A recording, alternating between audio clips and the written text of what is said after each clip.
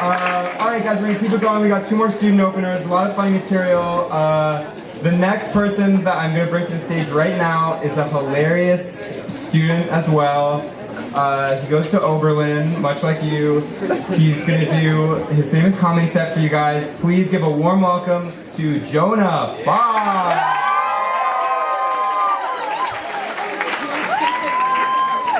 Hi. I wrote a set down, but I'm feeling pretty confident tonight, so just gonna wing it. Just kidding. Wrong card. Hi. I took a pole dancing class. I don't want to be a stripper. I just want to be prepared if there's ever an emergency on the 2nd floor of a fire station. I found love recently. It was between 2 other people. They looked like they were having a really good time. I was like, oh, there it is. They were like, what? And I said, nothing, go back to making out. No, but I did buy an engagement ring.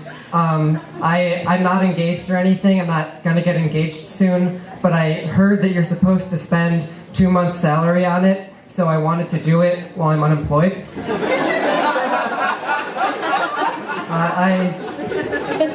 I was feeling weird, so I went to the doctor, and she took a bunch of blood tests, and I said, so do you know what's wrong with me now? And she said, well, you're missing a lot of blood. I got a fake ID back in high school, but I didn't know it was supposed to say I was 21 years old. I got one that said I was 4 years old because I just wanted to get into museums for free. I heard that the pen was mightier than the sword, so I took a ballpoint to this sword fight I was having, but I think the other guy must have gotten the same memo because he also showed up with a pen, but fortunately we both had our yearbooks. This is my impression of if Bono from U2 was an old Jewish man. All right, it's all right. She moves in mysterious ways. This is my impression of Jesus. Hi, I'm Jesus. You might remember me from Finding Jesus on CNN. I like yawning. I think it's a lot of fun. It's one of my favorite things to do, but the problem is that I don't get to do it a lot because I'll get bored, so I'll start yawning, but I love yawning, so I'm not bored anymore, so I stop. It looks something like this. Yes! Damn it! Oh, there's a lot of pretty militant atheists around these days. I have a friend, she's atheist. She told me it's ridiculous that I believe in God because he's imaginary. I said, so what? So are you. I made you up for this joke. So a new Jumanji movie just came out starring Dwayne "The Rock" Johnson. Please, if I want to see Dwayne "The Rock" Johnson run around in a jungle for 2 hours, man, I'll just kidnap Dwayne "The Rock" Johnson and release him in a jungle for 2 hours.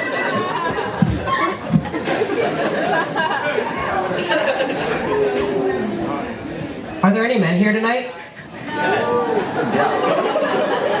Woo! Yeah, so I'm a man, and as a man, I participate in, I further, I engage in what we like to call toxic masculinity. And what that's like is it's like having a little middle school bully on your shoulders at all times. You know the kind who's always daring you to drink that bottle of something that you just found, or go plate for plate with him at the all-you-can-eat buffet, or put a thumbtack on the teacher's chair.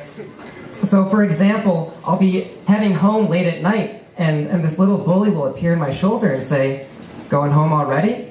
And I'll say, yeah, well, you know, it's kind of late. And he'll say, going home earlier than your roommate? And I'll say, yeah, well, I'm pretty tired. And he'll say, I bet your roommate thinks you're weak. And I'll say, well, damn, I can't have my roommate thinking I'm weak, so then I'll stay up till 5 a.m. doing nothing just to show nobody how tough I am. Jonah, I think you're strong. Thank you, Robbie.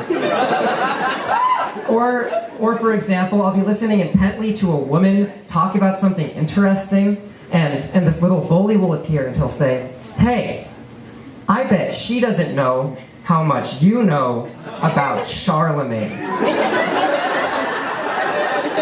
And I'll say, "She just told me more about Charlemagne than I've known in my entire life." And he'll say, "But she thinks she's smarter than you." And I'll say, "I think that too." And he'll say, "If she thinks you're smart, she'll probably kiss you." And then I'll blurt out something like, "Did you know that Charlemagne was really influential to the development of early Christianity?" And she'll say, "Yeah, that about encapsulates what I was saying."